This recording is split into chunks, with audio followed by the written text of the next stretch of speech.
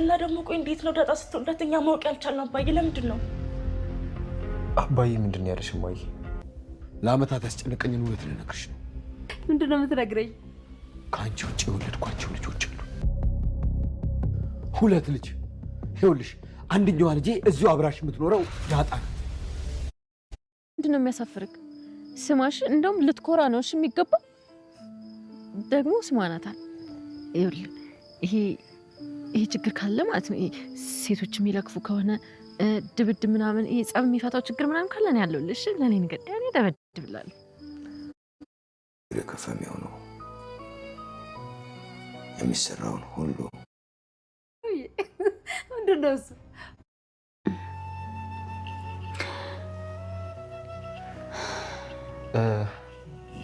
ኤቢ ክፍል ግን ምግብ የገባላት አይመስለኝም። አይ ተዋት።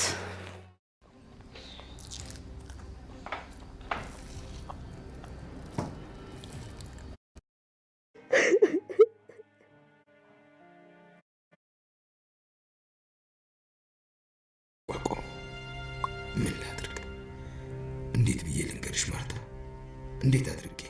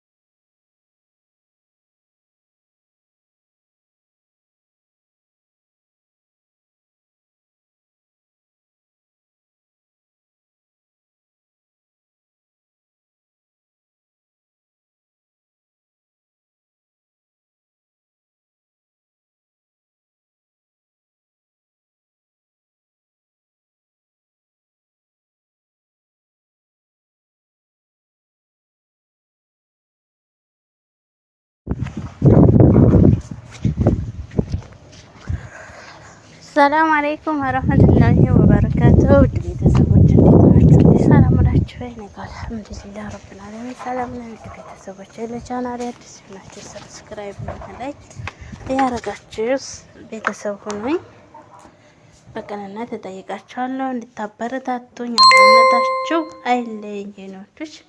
እንዴት ናችሁ? ሰላም ናችሁ? እኔ ጋር አልሐምዱሊላህ ረብል ዓለሚን ሰላም ነኝ። ውድ ቤተሰቦች ላይክ እያደረጋችሁ ሰብስክራይብ እያደረጋችሁ ኮሜንት እየጣፋችሁ አያምሽ ኮሜንት ጣፉልኝ። እስኪ አንቺ ብድ እያላችሁ ቢሆን ኮሜንት ጣፉልኝ፣ ችግር የለም። ያው እንግዲህ ዛሬ ዳጣ እንደላችሁ መጥቻለሁ።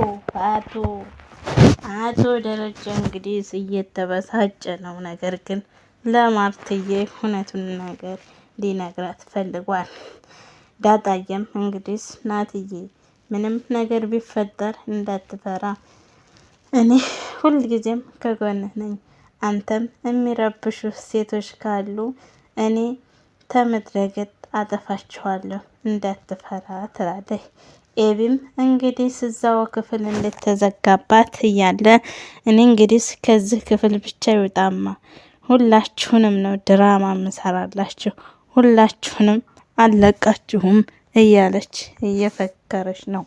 የኤቢ ተንኮል አስመረረን። አሁንስ ይገርማል። አሁን ኤቢዬ እንግዲህ የኔ ውድ እህት ተዚህ ክፍል ይውጣና ሁላችሁንም ጉዱን አፍረጥርጬ ነው ምነግራቸው እያለች እየፎከረች ትገኛለች። አቶ ደረጀም እንግዲህ አይ እኔማ ይሄን ነገር ማርትዬ ስትታመም በጣም ይደናገጥና አይ ማርትዬ ምን ሆነሽ ነው? እኔ እኮ አይ ደሬ አንተ እኮ ልትነግረኝ አልቻልክም። እኔ በውስጤ በጣም ሁልጊዜ ሰብሰለስልና ስብሰለሰል እየኖርኩ ነው። ስለዚህ አንተም ልትረዳኝ አትችልም። ምክንያቱም አንተ ሁሉን ነገር መናገር አልፈለክም ትለዋለች። ነገር ግን ደሬም አይ ማርታዬ እንግዲህ እውነቱን እነግርሻለሁ ይላታል። ያው እንግዲህ ውሃዬም የኛ ደርባባና የድራማው ድምቀት የሆነችው ቆንጅየዋ ልጅ መጣፈጥ ቅመም የሆነችው ውሃዬ እንደ ውሃ ንጽት ያለች ጽድት ያለች ንጹህ የሆነች ልጅ ያው እንግዲህ የድራማው ድምቀት ናት። እሷም እንግዲህ ምግቡ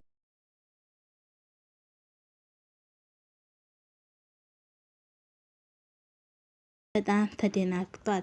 ምክንያቱም የእሷ ሚስጥር ምን እንደሆነ ወይዘሮ ማርታም ስትጠይቀው ናታን እሷ የሰጠችው ሚስጥር ምንድን ነው ወረቃ ስትለው መናገር አልፈለገም። በጣም ችግር ውስጥ ገብቷል። ምክንያቱም ናታን ያ ነገር መሆኑን ቢያቅ ኑሮ ወረቃውን ከሰላምዬ ምንም አይቀበልም ነበር። ወይዘሮ ማርታም እንግዲህ ደሬ እኔ ባንተ ምክንያት ታምሜያለሁ። ስለዚህ እውነቱን የሆንከውን ነገር ንገረኝ። አንተ ልትረዳኝ አልቻልክም። አይኔን እንኳ አይተህ ሚስትህ እስከሆንኩ ድረስ ልትረዳኝና ልትገነዘበኝ ይገባ ነበር። ነገር ግን አንተ ምንም ነገር አልመሰለህም። ምክንያቱም የኔ መጨነቅና የኔ ሀሳብ ላንተ ግድም አልፈጅህም። ደሬ እውነቱን ንገረኝ። እሺ ማርትዬ ራስሽን አረጋጊ የኔ ቆንጆ የኔ ውድ ሚስት፣ ግን ሁል ጊዜም ቢሆን እወድሻለሁ የኔ ቆንጆ የኔ አስተዋይ በማለት ሊነግራት አፋፉ ያደርሳል። ነገር ግን የሰራው ስህተት በጣም አስቀያሚና አስከፊ ነገር ስለሆነ ታንድ ልጅ ሁለት ልጅ ግን ህፃኑ ልጅ ያልተወለደው በሰላም ሆድ ውስጥ ያለው ልጅ በሱ ስህተት ሳይሆን በሰላምዬ የበቀል ሀሳብ ነው። አንዳንድ ጊዜ ለበቀል ብለን የምናደርጋቸው ነገሮች ዋጋ ያስከፍሉናል። ለውሳኔ ከመቸኮላችን በፊት ነገሮችን ቆም ብሎ ለአንድ ጊዜና ለሁለተኛ ጊዜ ማሰብ ማስተንተን ያስፈልጋል። ሰላምዬም ይችን የመሰለች እናት የሆነች አሰሪ ማርታዬን እንደዚህ እሷን ማሰብ ነበረባት ደሬን ከመበቀሏ በፊት። እዛም ደርዬ እኔ ማርትዬ የኔ ውድ እኔ ልንገርሽ እውነቱን እኔ ባንቺ ላይ 2 ልጅ አለኝ ይልና ዱብዳ ያወርድባታል። አይደሬ እየቀለድክ ነው አይደል? የኔ ውድ ጥሩ ነው ቢኖር ደስ ይላል ትላለች የኔ ደርባባ። ምክንያቱም ለትዳሯ ታማኝ ሴት ስለሆነች እና እርግት ያለ ደርባባ ነገር ስለሆነች ማለት ነው። እናም ውድ የዚህ ቻናል ቤተሰቦቼ አሁንም እንደምላችሁ ቻናሉን ላይክ ሰብስክራይብ እያደረጋችሁ አሁንም ቢሆን አብሮነታችሁ እንዳይለይ ስል በአክብሮት በትህትና እየጠየኳችሁ ነው ውዶቼ ማሮቼ። ላይክ አድርጉ። ያ እንግዲህ ደረም እውነቱን ይነግራታል።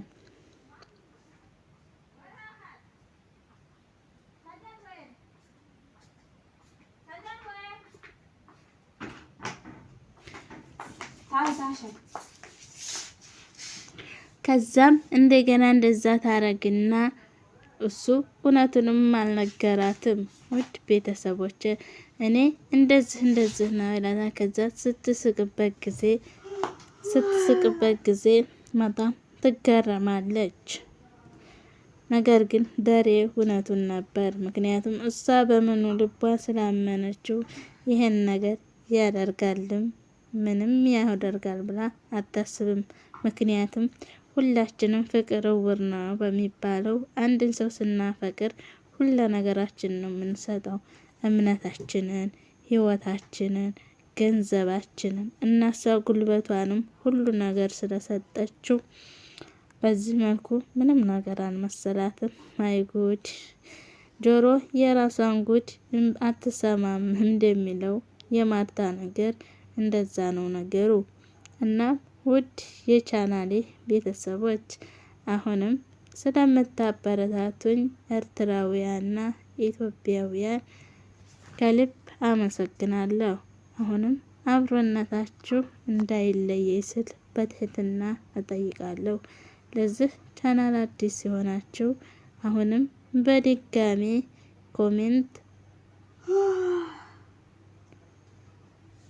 ኮሜንት እና ላይክ እያረጋችሁ አበረታቱኝ እላችኋለሁ። ሰላም አለይኩም ወረህመቱላሂ ወበረካቱሁ።